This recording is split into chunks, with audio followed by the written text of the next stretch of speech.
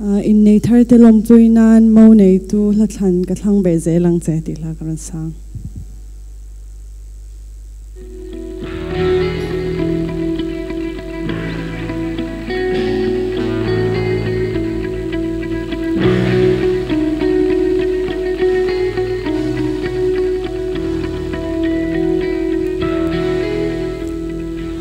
hun yam to nu ka don kira ishwai na ka don zong zong te hi ahlui no avaro pui e Siatiam pagwalan is silo imangay na tugle sansia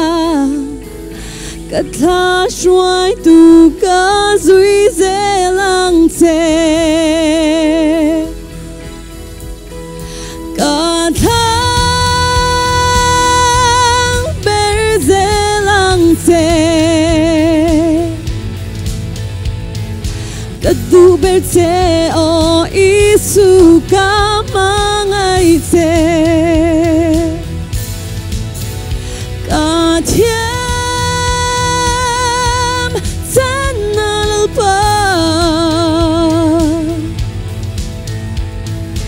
Kanun na dam na ka chuang ze lang ze Itelo chuan hen lei shing nun hian Om zia renga nei lo lalpa Ikiang lo va muan na om lo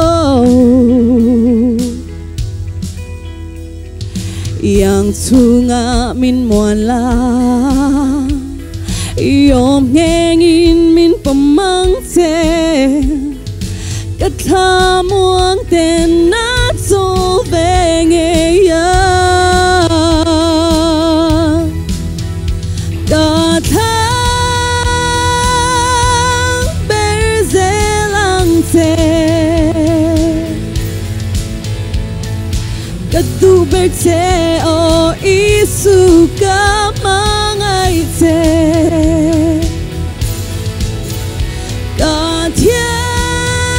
Katiam tan nalalpa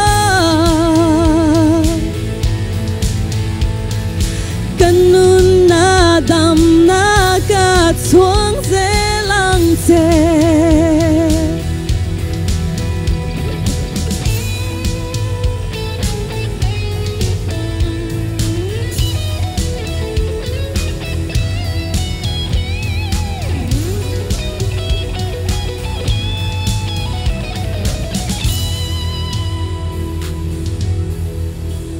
Min shuai zel lavanin moi ka thlen thangi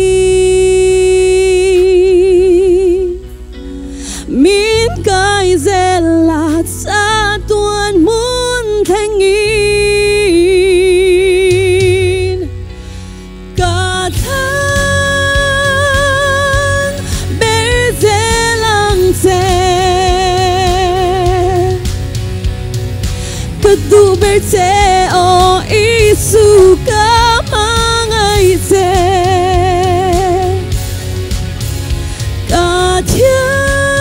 Katiam tan nalpa Kanun na dam na ka chuang ze lang te Kanun na dam na ka chuang ze lang te